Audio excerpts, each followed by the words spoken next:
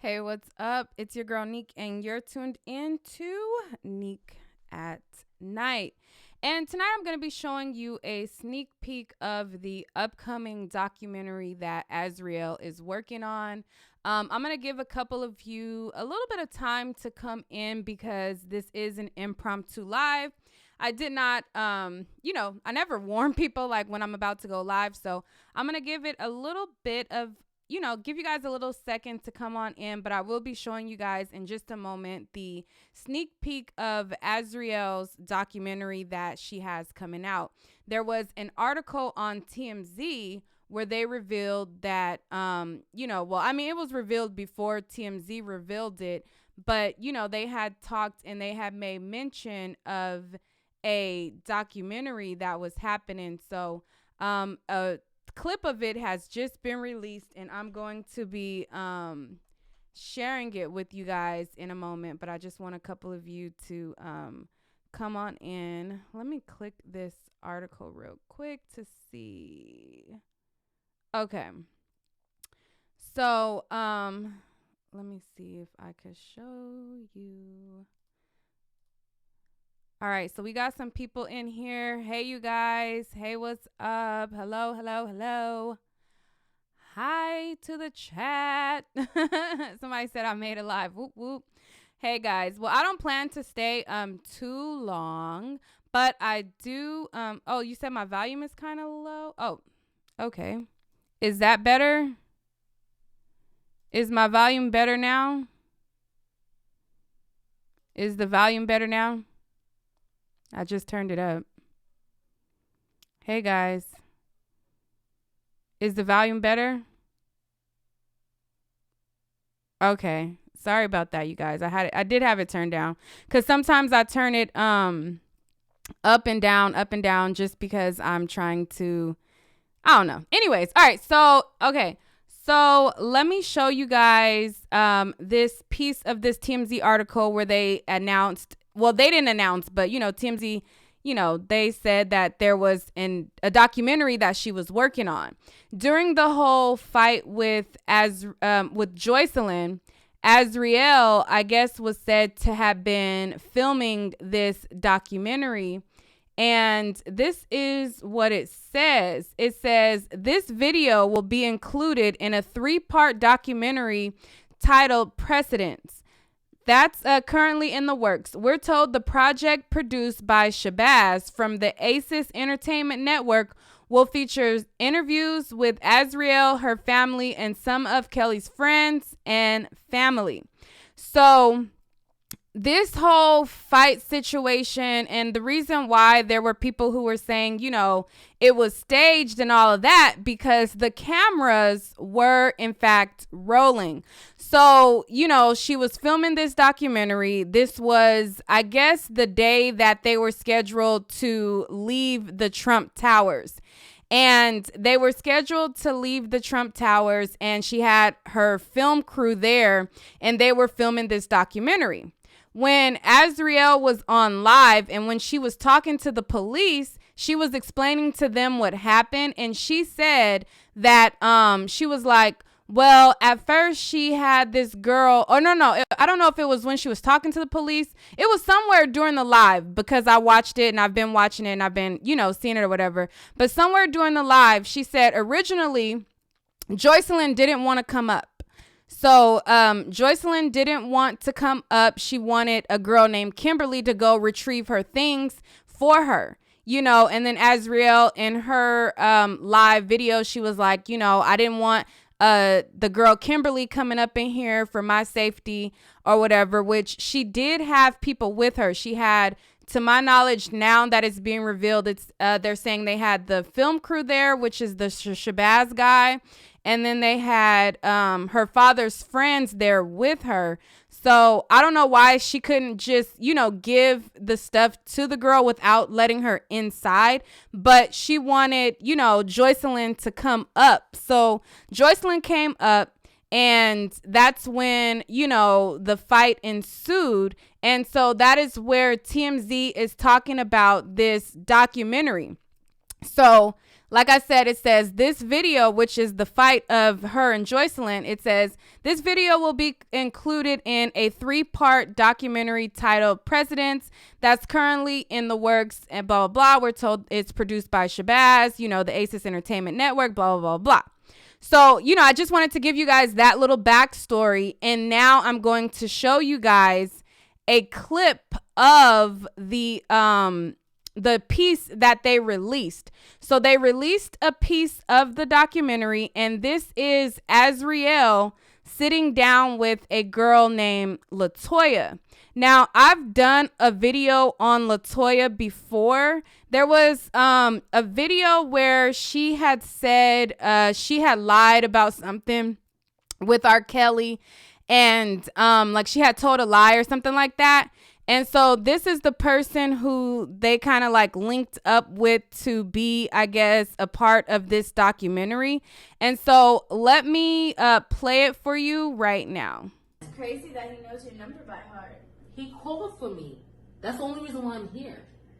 Nicole linked up with me. That's why I'm here. Other than that, for the past 10 years, I've been to myself. I've been running my business. I've been doing the shit that I had to do.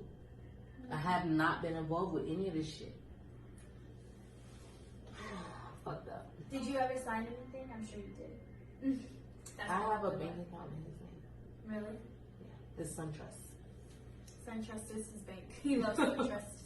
I have a whole account in his name. And I hold his money that I can't even touch. It's like at least $4 million to that bitch. I can't even touch it. And you're telling me everything's okay. Years later, everything's okay. I need you to do this. I need you to say this.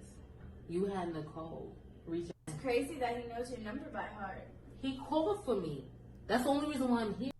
Okay, so then she says, you know, I guess she says she had somebody by the name of Nicole reach out to her or something like that to try to get her to say something. It cut off. But that is the piece of the documentary that they have released so far. I'm going to give you guys a snippet of what I covered previous on Latoya. Now, when they released this piece of the documentary, Angelo, which is Azriel's father, he went live. And so when he went live, you know, he was like threatening bloggers who covered, you know, or say anything about Azriel. I guess that's not pleasant or whatever. I guess he was threatening and saying that he was gonna, you know, make them famous or dox them. I mean, he already, you know, revealed all of my information the last time I covered, that Azriel had been in contact with the family since June of last year. And after I did that, you know, he had released all of my information and all that. So I guess he was doing like, I haven't, you know, done any commentary. So I don't think that he was talking about me in that live, but he was just like, I guess, giving like a warning to anybody who, I guess, badmouth Azriel or anything, saying that, you know, he's going to like, you know, like he was like threatening them and stuff or whatever. But in that same live, he was talking about this girl, Latoya, that they had sit down with Azriel. And in the live, you know, I think I did write on the live, and I was just like, that's kind of crazy that, you know, if she kind of admitted before that she had lied about something, that you would align your daughter with her, because that will reflect on Azriel. That, in my opinion, you know, it would reflect on her. Like if you get aligned with people who have, you know, like bad reputations or, you know, or something, you know what I'm saying? I don't know how it's coming out. But anyway, so, you know, but he was just saying like, you know, he was talking mess about like this Latoya girl or whatever. And then after that, Latoya had went live. So Latoya had then went live, and she was saying how, you know, how they had flew her out there and how they wanted her to give them like information on like R. Kelly and stuff like that she was supposed to have. I have all of those. I didn't have time to transfer it to my computer yet or whatever. So I don't have it all like on here, but I have it, and I could probably make a video at a later date, but I'm just trying to give you guys a summary of what's going on. But yeah, so they kind of had words. I guess they fell out after this interaction that they had of this meeting. Latoya says they wanted her to give like information on R. Kelly, or, you know, if they didn't give the information, then they were not going to do something. I don't know.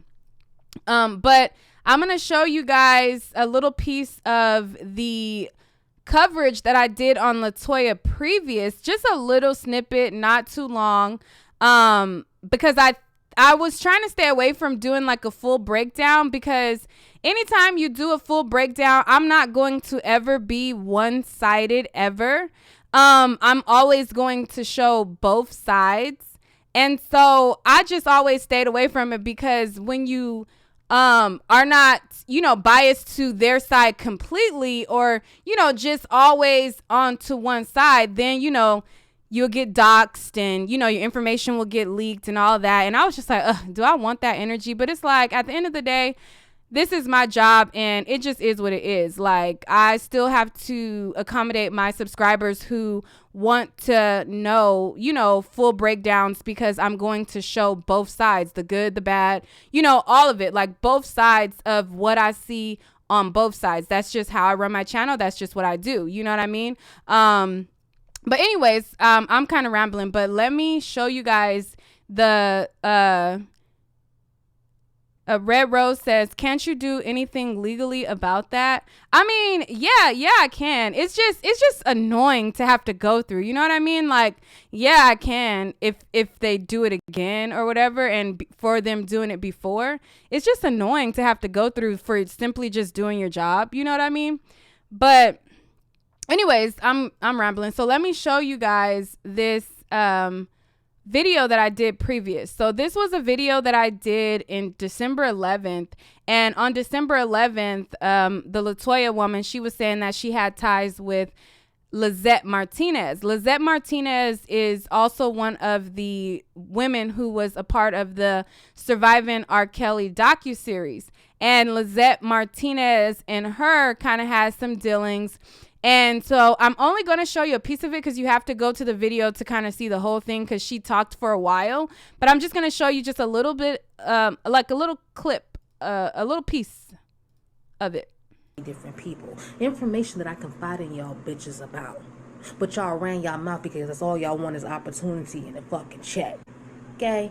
I mean, I know, Kelly, you gonna say, I don't have to do it. I am well endowed. Well, praise ye, whatever. Go for you. But Lizette, we know better. Anywho, so yeah, I lied to y'all. More so just ran with what Lizette was saying, because Lizette, you don't understand the majority of the shit that you're saying that I'm lying about is shit that you have actually put on me. You want to talk about it? Because I could have sworn, even with the whole book conversation, you're the one that said, Latoya, I know you wrote the book, and I had yet to even come out of my mouth and say anything. But you tried to reassure because you wanted that truth.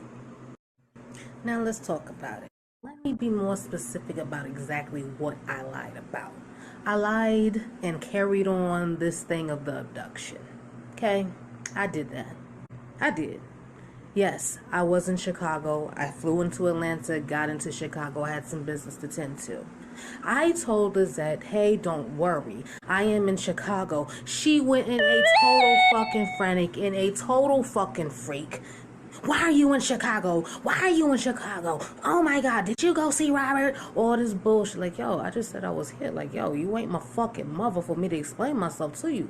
I just didn't want you to worry because I'm not going straight home. That was the thing. But she decided that oh my God, I'm going to tell Gloria. I'm going to tell Kelly and all this other shit. I'm like, all right. But then I was talking to the team of people I was with, and it was like, yo, let me see which one of these motherfuckers really running my shit. Okay, that's a little snippet. The video title is Surviving R. Kelly 2 in January, plus his alleged victim changes her story. So that is the title of that. And she was just talking about her, I guess she had lied about being abducted by R. Kelly or something like that. And allegedly had wrote a book. And so this is the woman who they had sit down with Azriel. So she's saying that they had her They flew her out to talk to Azriel on this sit down so that they can get, per her words, so they can get video and info on anything that she had on R. Kelly. I guess that's what, per her words, that she just was live right now.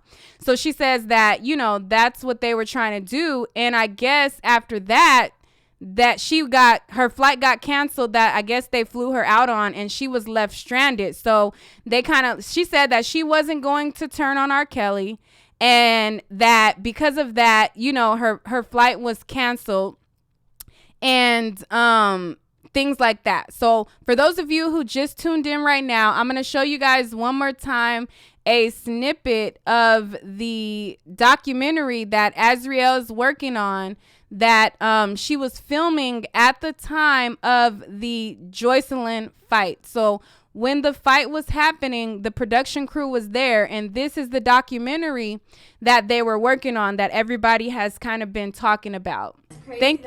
Oh, wait. And before I started, thank you, Thomas B., for the donation. And I think I seen somebody in the comments. I haven't really been looking too much at the comments, but I seen somebody in the comments say, am I coming out with a documentary? No, I don't make documentaries. I'm not coming out with a documentary. I was saying the documentary that Azriel, her and her father and a guy named Shabazz or whatever, they're working on a documentary. I don't make documentaries.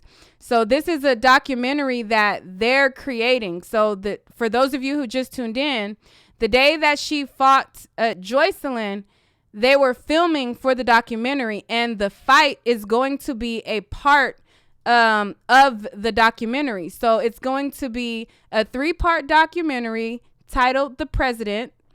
This is not the president, presidents. And this is, covered by TMZ. They have reported this, and it says, this video, which the fight of her and Joycelyn, will be included in a 3-part documentary titled Precedents that's currently in the works. We're told the project, produced by Shabazz from the Aces Entertainment Network, will feature interviews with Azriel, her family, and some of Kelly's friends and family. So those of you who just tuned in, this is the documentary. Let me refresh my thing so it'll start new. So this is the documentary that they're talking about, and this is one of the clips that they released. So they released a clip today of what to expect from the documentary, and this is one of the clips that was released. It's crazy that he knows your number by heart. He called for me. That's the only reason why I'm here. Nicole linked up with me. That's why I'm here. Other than that, for the past 10 years, I've been to myself. I've been running my business. I've been doing the shit that I had to do. I have not been involved with any of this shit. Fucked up. Did you ever sign anything? I'm sure you did. I have a bank account in his name. Really? Yeah. It's SunTrust. SunTrust is his bank. He loves SunTrust. I have a whole account in his name. And I hold his money that I can't even touch. It's like at least $4 million in that bitch. I can't even touch it. And you're telling me everything's okay. Years later, everything's okay. I need you to do this. I need you to say this. You had Nicole reach out. It's crazy that he knows your number by heart. He called for me.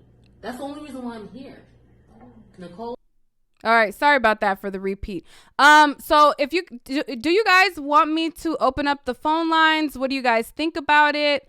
What do you guys, because this says precedents. I don't know why I can't say it right. So I also looked up the definition to see what the message was, so I could get an accurate definition. And this is going to be the title. They put the hashtag on the thing, and it says hashtag precedents.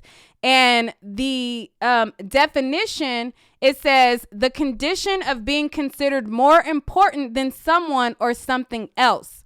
Priority in importance, order, or rank. So I don't know what, I guess they're saying that, I don't know if that means that R. Kelly feels like he was more important than someone else, or what, or Azriel felt like she was more important than other people. I don't know who the precedence is going to apply to, since this is centered around Azriel. So I don't know if it's saying that she's considered more important, or if they're saying that R. Kelly is if he has the condition of feeling more important. But this is the name of it, and that's the definition to the name they chose for the documentary, and that was a part of it. But if you guys want to call in and give me your thoughts on the snippet, let me know. I can open up the phone line, or I can just end the live and work on a separate video for later. What do you guys want to do? If you guys want me to open up the phone lines and you guys want to call in, say yes. If not, then I'll just end the live, and that'll be that on that. And I'll just work on a separate video to break down, everything that's been going on with all of the things that are happening recently. Somebody said, how about both? Okay. All right. So I'll open up the phone lines. Give me 1 second. Okay. All right. I'm gonna open them up so you guys can give me your thoughts. I've been neutral. I haven't really gave my thoughts, just been, searching through the internet, seeing what's going on. I just been, a spectator and observer. And my DMs have been flooded.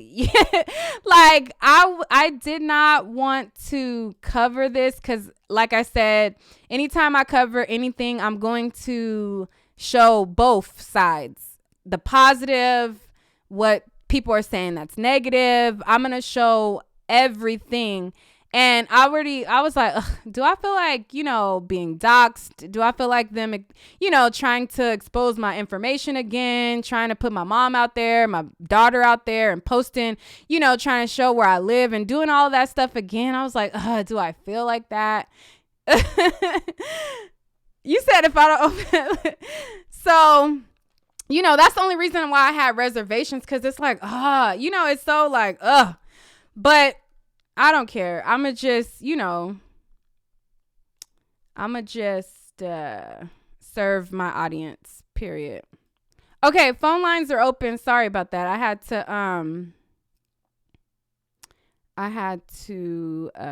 open them up. Sorry. Okay. So this is the access code and the call-in number right here. So the call-in number to call in is 605-468-8756. The access code is 284538. Okay, you guys can call in. Tell me what you think about the snippet of the documentary that they have, and tell me your thoughts, and we'll go from there. The call-in number is on the screen. I don't know when the documentary is coming out. They on Azriel's live. On Angelo, Azriel's father, when he went live, I was on his live, but then I got a phone call, and then so I didn't finish the live. I didn't see the full live. I ended up getting a phone call. So 770. Hello. Hi. Yeah. Hi. How are you? You got to turn off the background.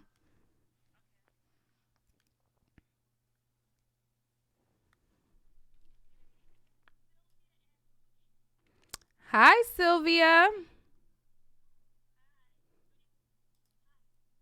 Hi. What? Oh, okay. And so you said this is Sylvia and who? Okay. Okay. What's your guys' where you guys from?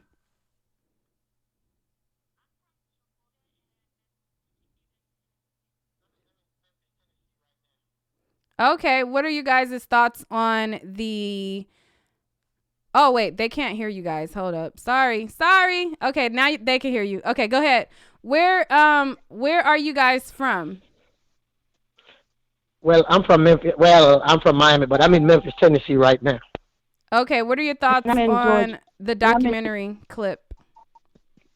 a bunch of fraud, a bunch of fake, a bunch of lies. Shabazz is the biggest con artist, Angelo, because if you listen to the thing when Ariel said, have you signed any paper? It jumped from the answer to I got a bank account.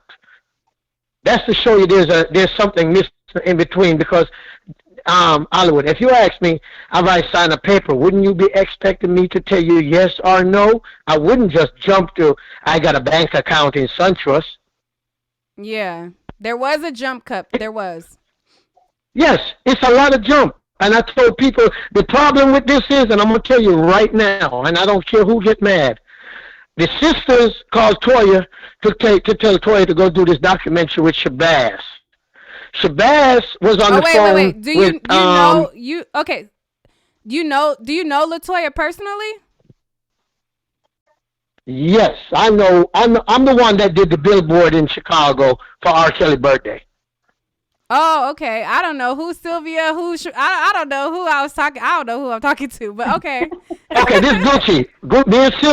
Me and Sylvia know a lot what's going on. Okay. Yeah. I'm not like I told people. You know, everything that you're hearing is two sides to every story, but if for some reason we're hearing one side to every story. You know, I mean, let's be real.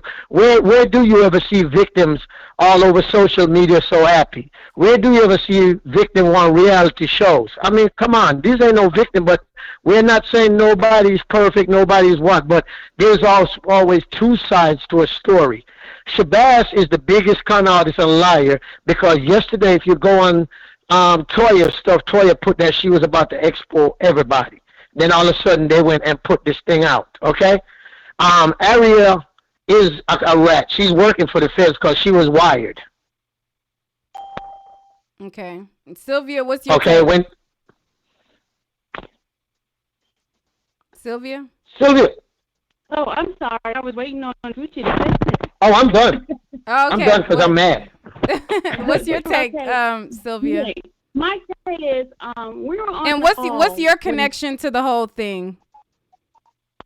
I am a supporter of Robert. Okay, so you are. I'm just a supporter. Okay. I'm just a supporter. Okay. I'm nothing. I'm not. I mean, I'm somebody, but I'm not anything that's like. I'm just a supporter, background supporter. That's all. Okay. But we were on a Zoom talking to Latoya. It was myself, Gucci, and Sandra. And while we were on call, she received a call from the sisters, one of the sisters. And who's one of the sisters? I think it was. Which one was it, Gucci? I think it was Lisa. No, sisters of who? You said she received a call from one of the sisters. Whose sisters? R. Kelly. Oh, okay. So you were on the phone with Latoya, and then she received a call from. We were on a Zoom. We were doing a Zoom together because we were talking about the billboards. We were trying to get the billboards together because we would meet every day to discuss how we were going to do the billboard and where they were going to be at. So while we were having our little meeting, there was a call that came through on her other phone while we were on Zoom. So she muted us, and I mean, she, muted us from being talked, and so we could hear everything that was going on. And so the sisters put Shabazz on the line to talk to her, and he, started introducing himself about the documentary he's doing on Robert. He told her that he's not for or against Robert, but he's doing the documentary, and that she had a relationship. He asked her, did she have a relationship with Robert? And so she didn't answer him at first. And then he started, being a salesperson. He was selling what he was doing in the documentary. He went on and on and on and on. The conversation lasted about an hour. We just sat on the Zoom just waiting for her to come back, just listening to everything. So she told him that she'll think about it before she make a decision. So, she got off the phone and everything, and she asked us, should she do it? I told her no, because I was part of the documentary back in September, and after he told me what he told me, I didn't feel comfortable about what was happening because everything didn't seem positive towards Robert. So, wait, what documentary in September? They've been working on this since September? Yeah, they've been working on it for a while. Okay, so Azriel has been working with them, and I'm gonna just say allegedly because I can't verify your information. I can't verify, but go ahead. Well, I can't say allegedly, but I know for a fact I was in it. I was part of it. And so you were part of it. I know I was part of it. No, I'm saying allegedly. I don't know for a fact, but you, to your knowledge, you can. If you were there, you know what I'm saying. You were there. You get what I'm saying? Yeah, I can say I was part of it. In September when he contacted me and a couple of other ladies and Dana, we were part of that documentary. Okay, and the documentary you were a part of it since September. Well, yeah, it was around September. It was like the latter part of September, beginning of October, something like that. I don't remember exactly what it is. But we were all there because we were there supporting Robert for his case, and it was in October, in fact. I'm sorry, it was October. We were there because he had a court date, and we were all there for the court date. We was in support of him. Because we did the march, and you could see that there was a march that we did, and a lot of people that, Hold on, wait, I'm going to pause you for 1 second. Somebody in the chat just said, Neek, this call is lowering your credibility. How is this call lowering my credibility when I asked y'all, did y'all want me to open the phone lines, and I provided a number, and they called in? How is this lowering my credibility by listening to somebody who said they're part of a documentary that I just showed a clip of? How is that lowering my credibility by giving them a chance to speak? What are you talking about? But anyways, go ahead. It's not. I mean, if you want me to send you proof of certain things, I can do that, Nick. If you want me to. No, go ahead. You can talk. Sometimes you gotta check people. You gotta check people right in the middle because it's like I'm conducting a live. I showed a clip. I want people to give their thoughts. The people who called in are, voila, a part of it. How is that lowering my credibility to listen to the people that's a part of a piece of a documentary that I just showed? It don't make sense, but go ahead. Okay. So we were, I forgot where I was at, but we were part of I'm sorry. That's okay. That evening, when we finished, because we finished like 1 o'clock in the morning, it was really, really late. And we mentioned that the sisters were there from early. And so Shabazz asked Dana for the sisters' information so they could be part of the documentary. So Dana contacted, I think, Dr. Rogers and got the sisters' information, and then they, in fact, changed their flight and everything, and they ended up being in the documentary too. So it was not just us, because I think he went and got like Jamie Foxx. He got like some of Robert's famous celebrity friends and stuff like that to be part of the documentary, because he was going all over the place to do it. So then he mentioned he was gonna put Azriel in it. So when he talked to Latoya, he says that he was basically he was having a hard time with Azriel, because at one point she was okay at doing it, but then it turned around, she was flip-flopping, because when she's around her father, she acts one way, and when she's by herself, Hello? She was having a hard time. Okay. Can you hear me? Yeah, it went out for a second. Go ahead. So you said like when she was with her father, she would act one way, and then when she wasn't, yeah. And when she wasn't with her father, she would act another way. He even called her bipolar, bitch. He called her that, because this is what we heard. Am I correct, Gucci? Yep. And so So you're saying that he called the guy that Azriel is doing the documentary, per your ears, you said you heard him call her a bipolar bitch. That's what you're saying he said. Yes, he did. And talk crazy. He said she's not reliable, none of that crap. Just like that.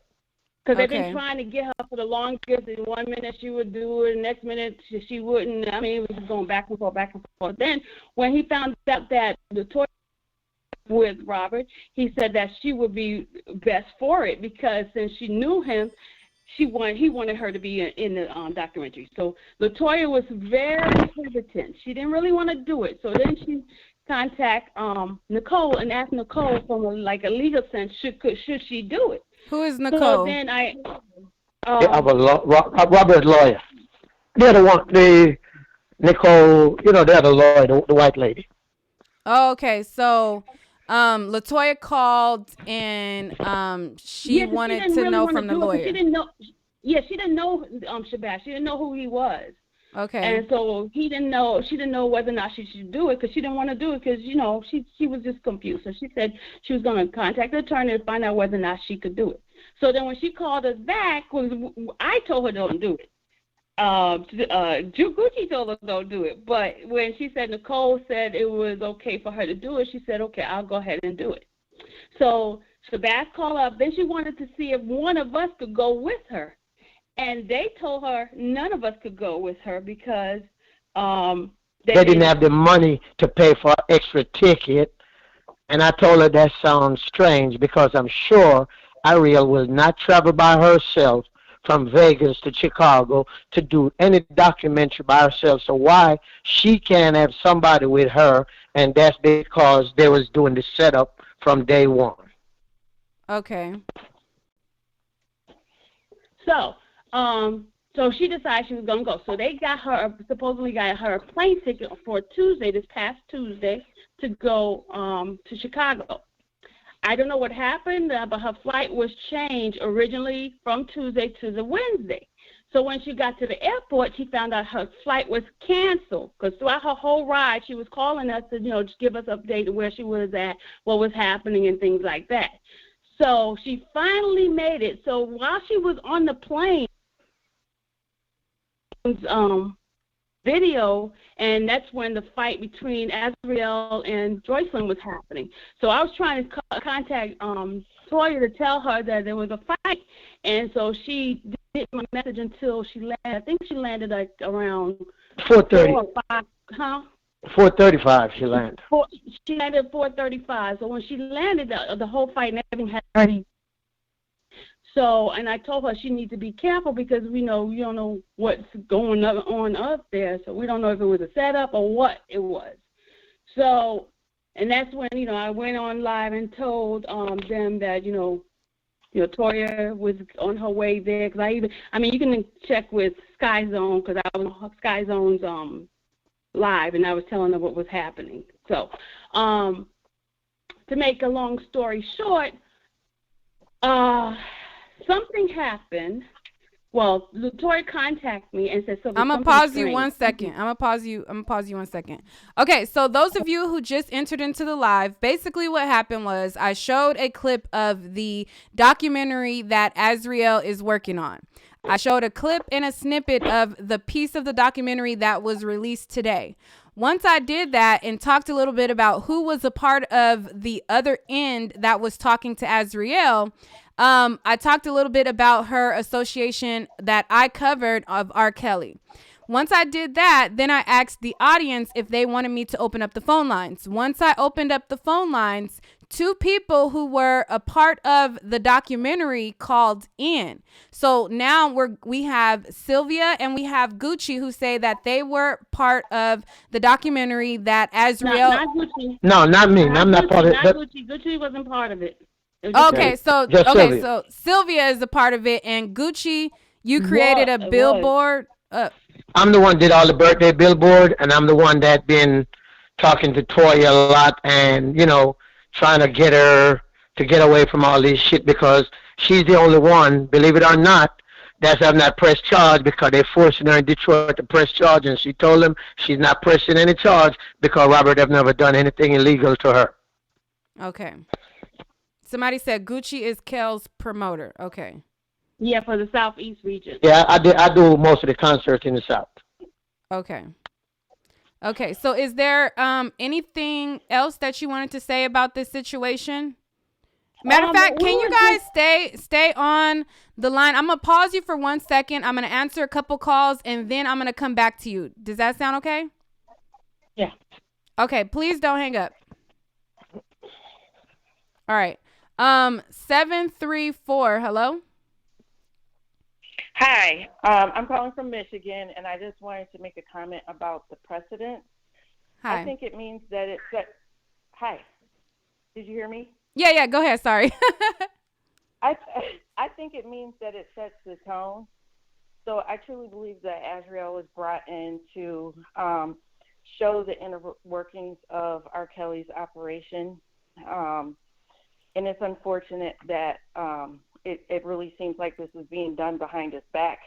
But I really do think that that's what that title means for that docu-series, is that it sets the tone for R. Kelly, all these charges, and just how he operates.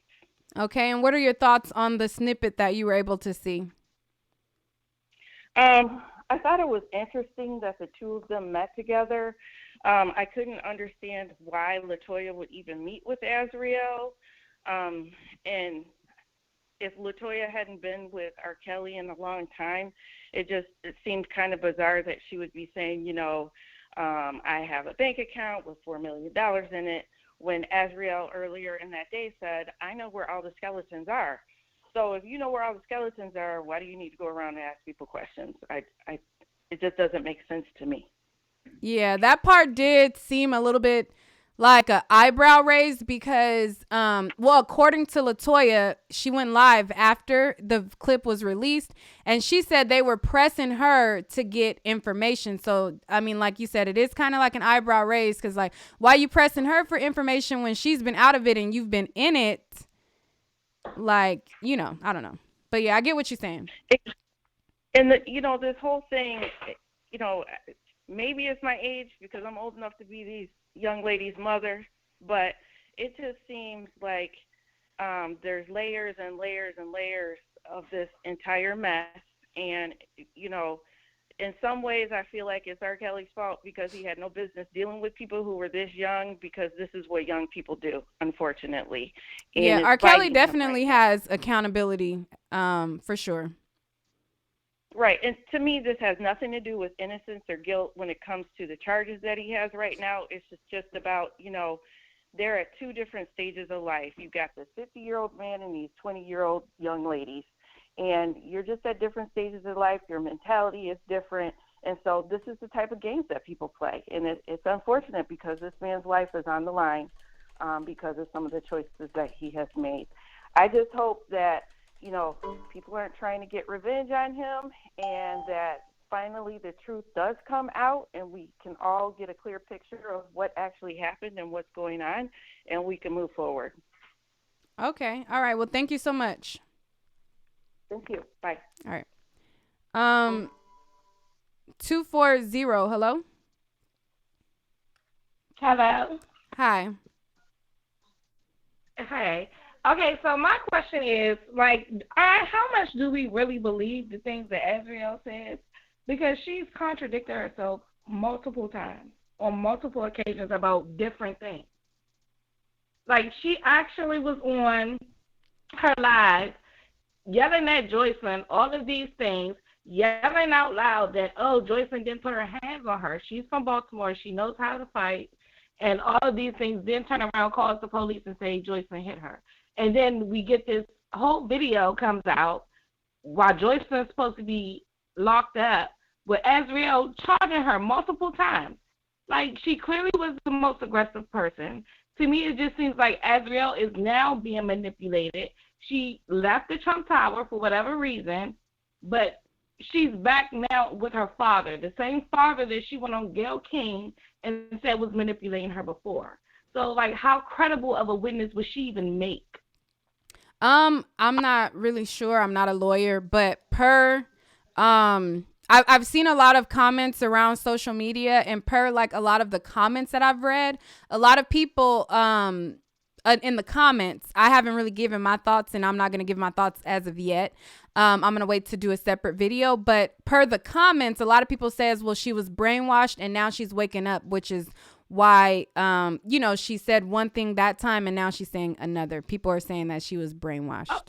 I don't think that she's brainwashed. If you look at the videos, this girl is too strong-willed, too strong-minded at the same time to ever, it just doesn't make sense to me. That the girl that I seen the last couple of days on Twitter posting her post unless that was not her posting. And that live, when I say that she was super aggressive, like there is no way that you all like then a whole week before you just put $600 on Robert Books. Like, are we serious here? I just feel like, and she said it out of her own mouth that she was once manipulated by her father.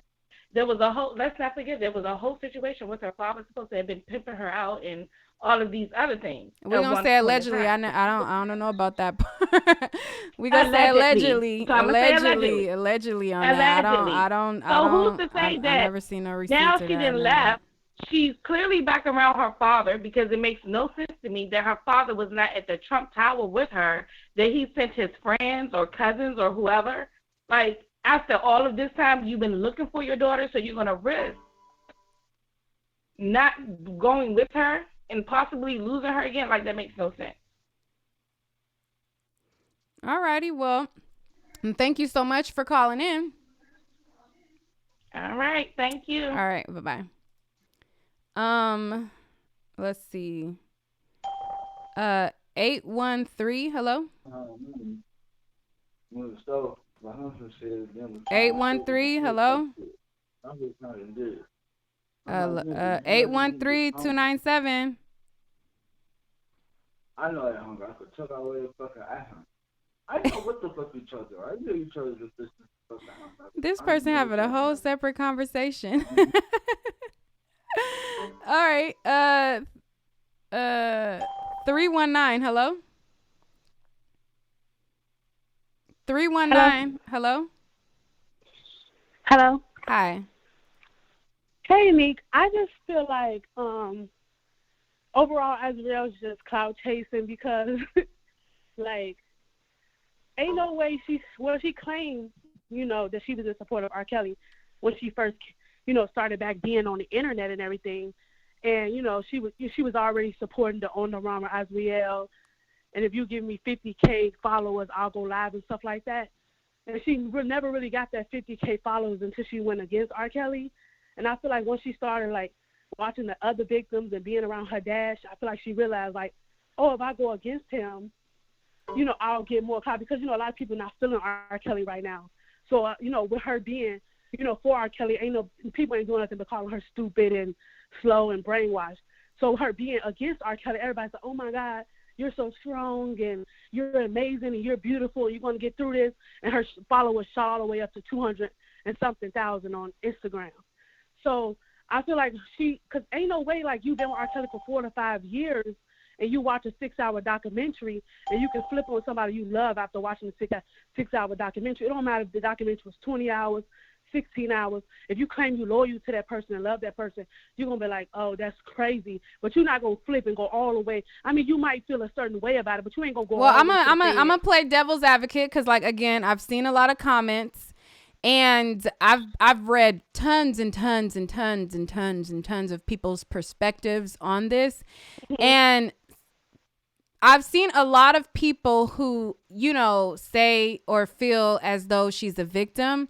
A lot of people, they have said that perhaps she didn't realize things that she felt was special to her was not so special if the same girls, it happened with them type of thing. So. Oh, okay. Yeah, I can see that. I can see that too. Like, that's why I say it can maybe make you feel away, like, maybe be like, okay, I'm done with this relationship, I'm walking away. But if you've been with a guy for 4 to 5 years and he was in jail while you was making videos saying like, oh, I'm in love with him and all that, and you jump from being on shift to all the way to the Fed's office, like, that's kind of like different. I mean, it's different to like walk away like the other girlfriends did and be like, okay, I'm not dealing with that. But for you to say I'm in love all the way to the Fed, like, that don't make sense to me. That's just me, like, because y'all was together for so long, like, it just wouldn't make sense. That's how I feel. I just feel like she clout chasing and she feel like she get more support by being against R. Kelly, which obviously is true because she couldn't get the 50,000 followers that she wanted. Soon as she posted the fight and was somehow since she'd been kidnapped, she jumped from like 30,000 all the way to 200 and some thousand followers. All righty. Well, thank you so much for calling in. Thank you. All right. Let's see. 786. Hello. Hello. Hi. Hey, hi. Nigga Night, how you doing? Hi, I'm great, and you? Hi. I'm fine. Hi, this is Melissa from Baltimore. Okay, so I've been pretty much paying attention to everything that's going on, and I've actually spoke to Angelo in the past, only Okay. because he's from Baltimore. He's from Baltimore just like I am, and so is Dana. But here's my thing. If you're focused on getting your daughter home, that's understanding. But now, he's kind of phony because he told me, oh, I just want my daughter home. I don't care about Lifetime. I don't care about docu-series. I don't care. He told me and Dana J the same thing. I said, yeah, your daughter should come home. Fine. I'm a R. Kelly supporter. I'm not going to sit here and be phony with you. You know what I mean? Now he's switching all this stuff around, telling me, oh, it's more coming out. We got a docu-series. We got 4 or 5. This are the things that he's saying. Yeah, he just said that on his live that he just got off of. He said they got 4 or 5 different documentaries that they working on, and they gonna have several documentaries. He did say it. Yeah, I was on that live. I saw that. Now, with Miss Azriel, me personally, I think she's all about the bag.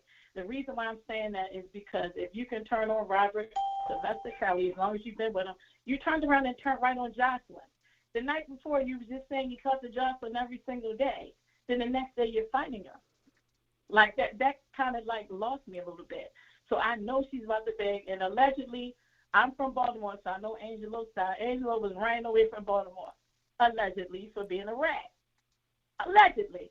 You understand? And I said it to him. I mean, he knows I know. So he can't play that game with me because I know well. And he's trying to talk tough and all this crazy shit on this live. I'm just looking at him like, you're a hot mess to myself. You understand what I'm saying? You want to do all this stuff. Y'all looking for money. The money ran out from Rob because he's locked up. Now your daughter want to be seen. She's all in her live talking slick. So you don't think that it's a possibility that maybe she's seen something and or woke up as I've seen that stated? No, I don't think she was ever sleeping. I don't think she was ever sleeping, Mommy. You understand what I'm saying? That girl is hung over Robert, and apparently he might have cut her off or something, allegedly. You know what I mean? And he's more focused on Jocelyn. And now she wants to fight Jocelyn because the way she was talking in the video, she's like, oh, this nigga. So it sounds like he lied to her, made it seem like he's going to be with her forever. And now he must have realized, I got to cut this chick off. You know what I mean? Because she's crazy. Now she's making it seem like she's seen all this stuff. At any given time when that Gayle King show, all the people in the room, if you was being manipulative, someone hurting you, you would have jumped up and, please, somebody come and get me. Please. Right then and there. You understand what I'm saying? Come on. There's plenty of times that she could have done that. Don't wait till R. Kelly's in jail and all the money is gone because when he was locked up, he was making live saying, I'm not listening to nobody. I love Rob. They don't know what they're talking about. So now, Rob's been lying to everybody. You understand what I'm saying? So, yeah, she's probably salty about something because that's how it looks. She's probably salty about something, and she's just trying to turn against him. And all the lies that are going on surfacing already, she's just saying the same exact lies, but she's adding herself in it. You understand? She just wants to be seen. All righty. Well, thank you so much for calling in. All right. Thank you so much. All right. Bye-bye. 850. Hello. Hello. Hey, how are you? Hi. What's your name and where you calling from? My name is Katina. I'm calling from Florida. I have seen similar situations like this before. What I don't like is the ideal that her dad has allowed her to consistently have the behavior that she has on social media. First of all, that's not mentally healthy because he's allowing her to paint a figmentation in her mind. While we support the ideal that she is going to be able to be safe with her parents, she is painting a picture for herself that as long as I get my platform and as long as I get all these followers, I'm great. But that's the falsity that she's feeding herself. Because in reality, what she's doing is giving herself enough rope to hang herself. Because that's not displaying healthy mental behavior. She's in what you call the honeymoon phase of being free from him. But there were a lot of things that I noticed. Hold on a moment. Let me turn this down. Oh, goodness. There were some things that I noticed in observing her behavior. She was flighty. She was flighty in hyping herself to believe that she was this one and only girl of his.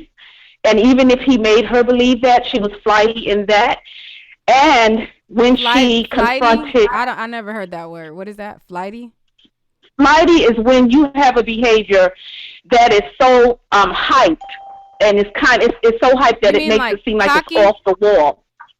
Cocky. Is that another word for cocky? Okay. I learned something new every day. I've never heard flighty before. Is that slang or is that a real word? I don't know.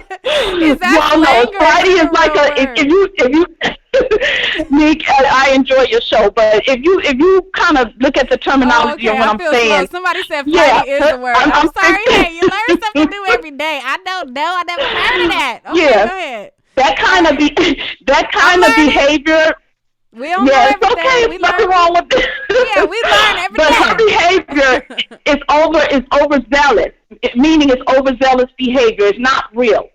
It's not true to what, if you followed the story, she was with Gail King. You can tell that it was flighty behavior then when she was trying to convince.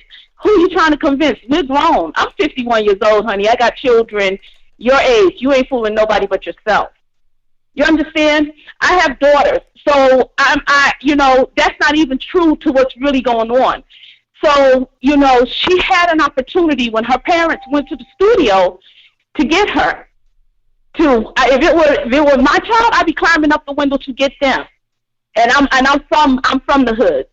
So, all it is, I'm not suburban, it wouldn't have, I can't say what I would have done, but I've seen it and I've experienced it, even in some concerts that I've been part of. When you go to the back, you see a lot of young girls trying to get to know these celebrities.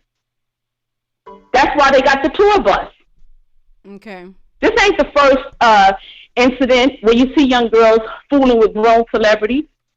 That's why they got the tour bus. So you feel like, in summary, because there's a lot of people calling in. So in summary, you feel... Yeah. Go ahead.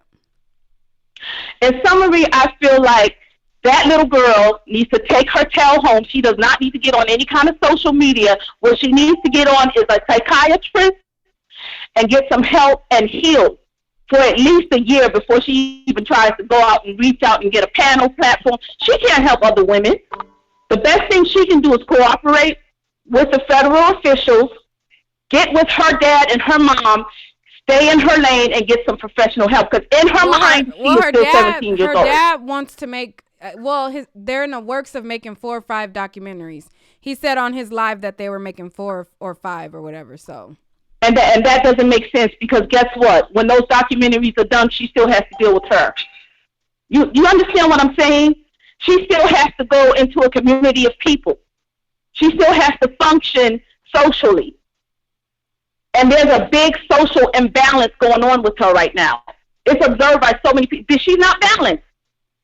She can do a documentary, but she needs to get documented help professionally. You can look at her and tell that she's not stable. Just by her conversation. She contradicts herself. In 5 words or less, she has contradicted herself several different times. She does not need a platform. She needs to go and talk to a professional for at least a year. I've seen this before. I've seen this before with girls who have gotten raped. First of all, it was statutory rape. So she's not mentally stable. She needs counseling. She needs rape counseling. There's a list of different counselors she needs to go see. And then she needs to be reacclimated to her family. She needs at least a year of that. I'm talking from experience, not from what I think I know. Alrighty. Well, thank you so She much needs, for you giving know, that insight. you're welcome. And I'll use different terminology next time, Nick. I enjoy your show. No, you're good. I mean, we gonna all learn together, okay? Like, you can use whatever terminology you want as long as I get to learn something new. Hey, I'm an ass. I'm not one of those people who will hear something and then be like, okay, if I don't know, I'm an ass. Because that's how I learn. That's how I grow. I need to know what I don't understand. It is nothing. It is nothing wrong with that. I'm honestly, I'm speaking from experience. I've gone through, and I'm going to tell you, that healing does not happen overnight. It's a process. And they cannot throw her into that because what they're throwing her to is a bunch of wolves, and it's going to eat her up. I'm telling you, I'm seeing it. I'm watching it unfold, you know? She ain't ready for that. All right. Well, thank you so much. All right. All right. Bye-bye. Okay. You have a good day. All right. Bye. All right. We have an anonymous caller. All right. Anonymous caller. Hello. Hello? Hi. Hi, how are you? You're far away from the phone. I can hardly hear you. Okay, can you hear me now? You still sound like you. Is the phone up to your mouth? Sorry. Okay, can you hear me now? Yes, I can hear you now. Okay, hi. My name is Nikki calling from Florida. How are you? Hi, I'm great. And yourself? I'm good. Okay, so I want to talk about this. The last caller was stating that the last caller spoke a lot of facts, but one thing she stated was she was statutory raped. There's people in the chat that's saying that she was brainwashed. Some people are saying that, you know, she was molested. In all states, you have a consensual age to consent to sex between the ages of 16 and 18. If she was 17 years old, when she met and started interacting with R. Kelly and her fathers consented for her to interact with R. Kelly, they left her with R. Kelly. They knew where she was from the age of 17. Then how could she have been statutory raped?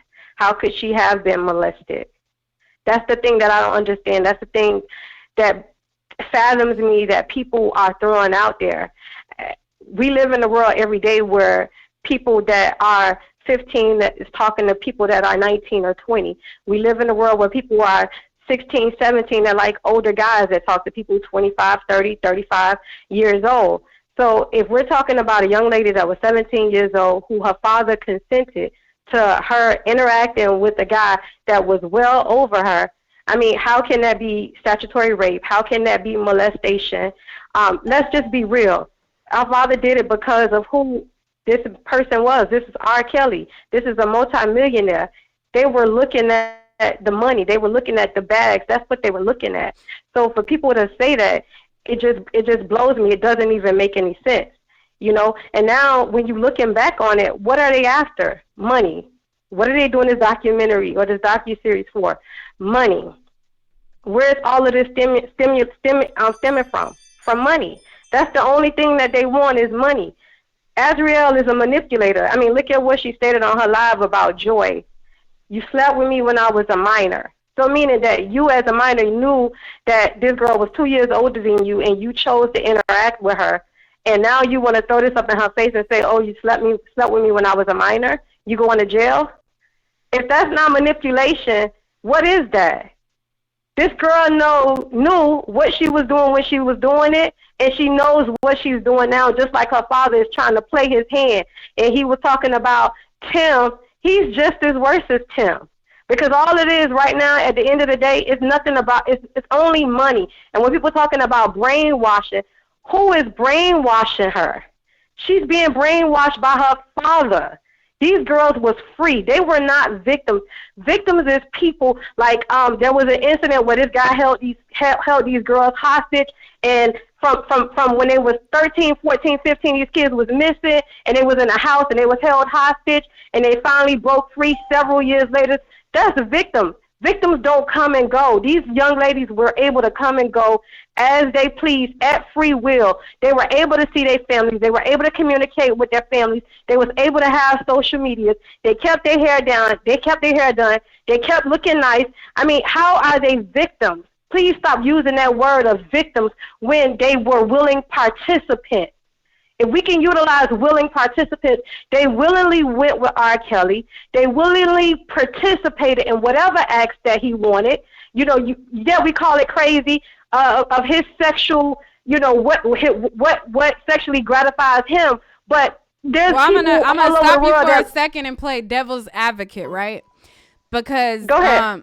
So I'm gonna stop you. So yeah, she was of consenting age because the age of consent in Chicago is 17. So if you have sex with a 17-year-old and they say, hey, yes, I consent, then it's technically not a crime according to Chicago.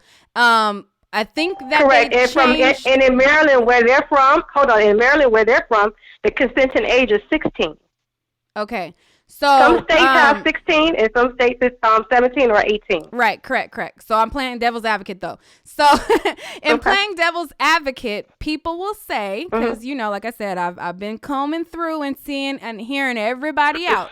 So in playing devil's advocate, people will say, you know, yes, she signed up, but she could have been influenced and he had a higher influence to persuade her to do what he wanted her to do. You get what I'm saying? Okay, and influence is what? Money. Money rules the world. When young girls see a guy riding around in a flashy car and he got money, whether he's a dope boy or whether he's a stockbroker, that's what they're looking for, money. If you're in the hood and you see somebody that has a little bit more than you that's interested in you, you're going for what? Money. So if that's the influence, and he was influenced by, and she was influenced by money, then what does that say about her parents? Well, no, not just money. People would say that he's able to, sort of like how, like the term, what people try to express is like, you know how a pimp break his hoe or whatever, and he kind of like able to like manipulate her into like hoeing for him. That's kind of the rhetoric that I see when people say that she's a victim, because I don't believe that she is a victim, but I'm just playing devil's advocate for the sake of having a balance. For what I see online, people are saying the rhetoric, not saying that he pimped her out to other people, but the same way that pimps kind of get into girls' head to like manipulate them to do what they want. That's kind of the rhetoric that I see when people say, you know, she's a victim, she was brainwashed. I don't think that she was brainwashed, but like I said, that's kind of what the thought process is behind it, being that he's much older than her. He can persuade her or, you know, manipulate her, so to speak, into doing things that, you know, kind of like in that saying, I don't know if I'm making sense, but yeah, that's what I'm trying to say. I get what you're saying from that consensus, but when you're talking about a pimp and a hoe, pimps beat their women, control them, force them to do the things that they want them to do. They're with their women day in and day out, okay? When you compare that to an R. Kelly situation, none of these women stated that they were beaten.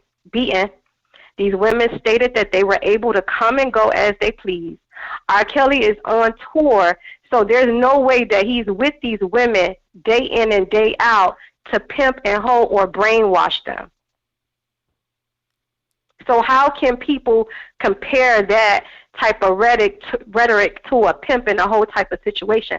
A pimp is with his hoes day in and day out, morning, noon, and night, out there on the block, making sure she's putting in the work, making sure she's making that money, and if she's not doing what her pimp stated, the pimp is putting his hands upside her head. None of these women were beaten. Well, according to what I've seen, the people say, like in her live, she said, "Oh, she's a handler." You know, I've been hearing the word handler. She was talking about another young lady was a handler. Meaning no, that I know. I'm she saying was, no. I'm commenting to to your question where you said, well, if he goes on tour, I like, again, and I want to be clear, I don't think that she's brainwashed or a victim, but I have to have a balance. Okay. To your question, to your comment, how can he go on a tour and how could he go away and they have, they're away from him and he's not with them all the time? I keep hearing the word handler, and people say that, he has people in place to kind of babysit them or watch them, so to speak, when he's away. That's kind of what I've heard. Okay, and right, but even if somebody is watching or babysitting them, like as far as being there mobile, moving them around, or if they need to go here, get their hair done, get their nails done, whatever it is, we're talking about young ladies that were free to come and go as they pleased.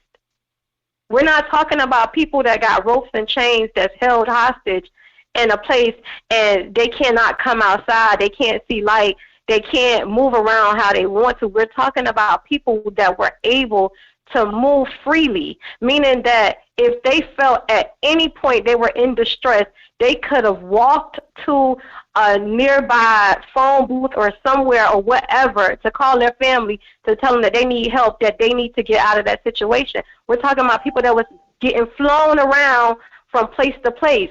I just don't understand the whole consensus that people have, like as if we're not living in real life, everyday life, where younger girls are dating and are attracted to older men and are chasing older men. I don't understand why people are trying to be so blind and so close eyes to that, like as if this is not what you see normally happening day in and day out in your hood, in your area. I'm quite sure you got friend girls or home girls or somebody in your family that has talked to somebody that's older.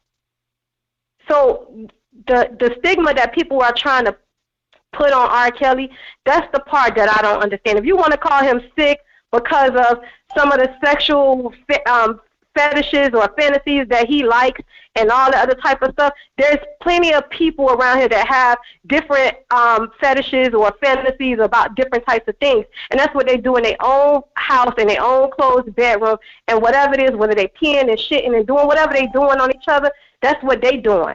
But to call this man and state that he's statutorily raping somebody when a father consented for this guy to have relations with his daughter, when all of these parents, for the most part, consented, they flew their kids, they knew their kids was traveling, even though their kids was in high school. Azriel graduated high school while she was staying with R. Kelly, meaning that she had homeschooling.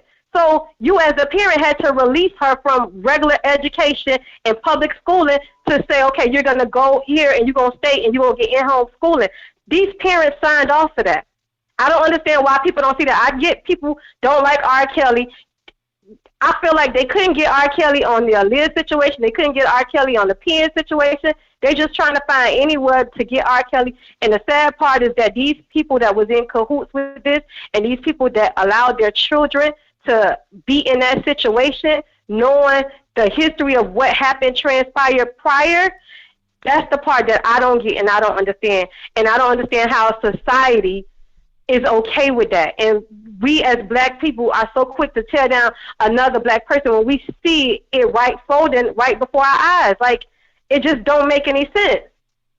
All right now. That's my issue. It's a money grab. That's all it is a money grab. And and then the last thing I want to say is, like the lady was saying, they have been planning this documentary for however long.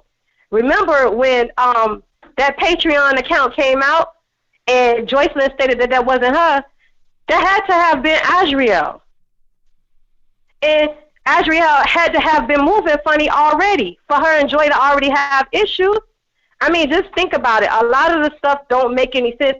As much as people want to hate R. Kelly, people need to open up their eyes, because putting a man in jail and putting him under the jail cell is not going to help this situation, because these people are really after money. All righty. Well, thank you so much for calling in. All right. Thank you. Have a good day. You got the chat riled up, girl. That's okay. They'll be all right. They need to think and really exercise their mind and just think, because we putting away too many of our successful black men, and we too quick to turn on our people without really R. paying Kelly attention to does the have facts. accountability, though. I will say that he does. So I'm No, not he going to has to act like accept he don't have no. accountability, but Yeah, he got accountability in this. Yes, he does, but what I'm stating is that the person that they have in jail is him. Where are the parents? Why aren't the parents in jail?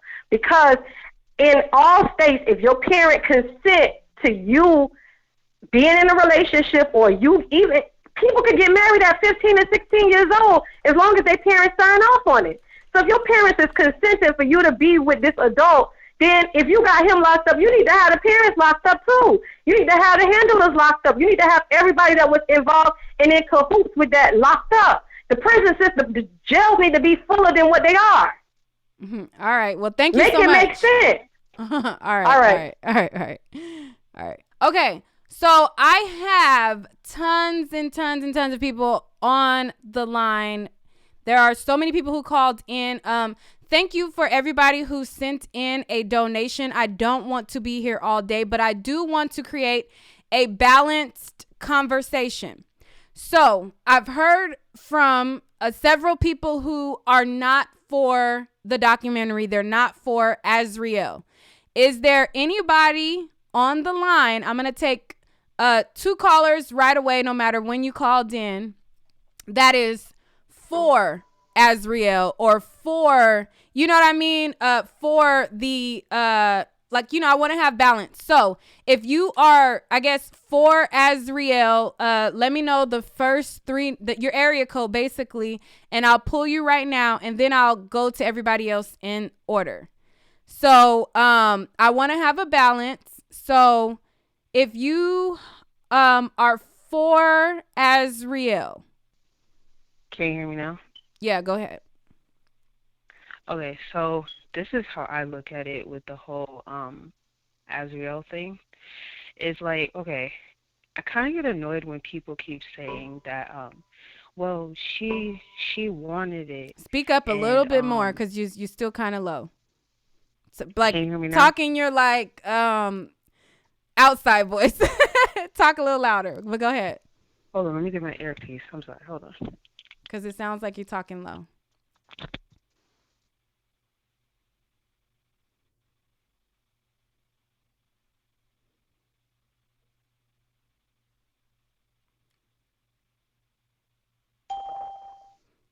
While you get your earpiece, I'm gonna be back. Hold on. I'm Vicky. I'm from Cincinnati, Ohio, and I've been watching the live tonight. And I totally, the last caller, I really understood what she was saying, and I feel like these girls were young girls, even if they were 17, 18, 16. At 16 and 17 years old, you don't know your ass from a hole in the ground. You're out here, you're fame struck, you got this older guy, and they're totally making mistakes, and they do have to take responsibility for what they did. But I really hold R. Kelly accountable for all of it, because it's not just Azriel and Joycelyn, it's a lot of other women that he took advantage of. And they that's why they was talking about in that live about you can have these, it ain't nothing but sweats, because that's part of his thing. That all those girls was to wear sweats so no other guys can look at them. That right there tells you that part of what was going on is true. And so, as time goes on, we will really learn what was going on. But I think he totally took advantage of these girls. Well, she didn't say who sweats it.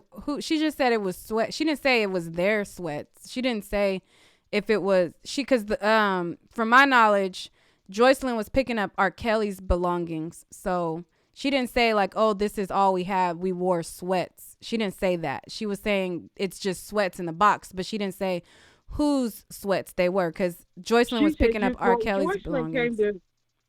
Well, she also, was coming to pick up her stuff, too. And she was telling her, basically, get out. Take all your stuff. Take this box, too. It ain't nothing but sweat. I seen a picture. It was a little while ago. They were all getting off of like the R. Kelly bus. They were all in line and they all had on sweats. He was doing all kinds of stuff. And I hold him totally, ultimately responsible for everything that was going on. That's just the way I feel about it. And, you know, Azriel do need to get some help. I hope Joycelyn get back with her family and get some help. And I think the reason why Azriel went out, you know, and had this live and stuff, because I think this is what I think. I mean, I could be totally wrong, but I think Joycelyn was going back telling R. Kelly everything that Azriel was doing, seeing other guys, leaving, not coming home. And he basically put Joycelyn first.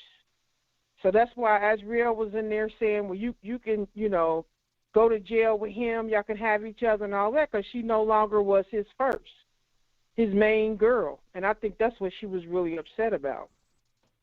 That's just my take. Oh, okay. Anything else you want to add to that? No, that's basically it. I just hope that, you know, all the truth comes out and that these girls go back home, get some help. Okay. And all R. right. Kelly, you know, you're innocent to proven guilty, so he's got his day in court. All righty. Thank you so much. Thank you. All right. Bye-bye. Somebody in the chat said, Neek, do you want to be balanced or not? I do want to be balanced, but I do have to correct people or interject if I think that they said something, or, you know, like me, if somebody didn't say something and then somebody says that they said that, it's my job to be like, well, wait, that's not what was said.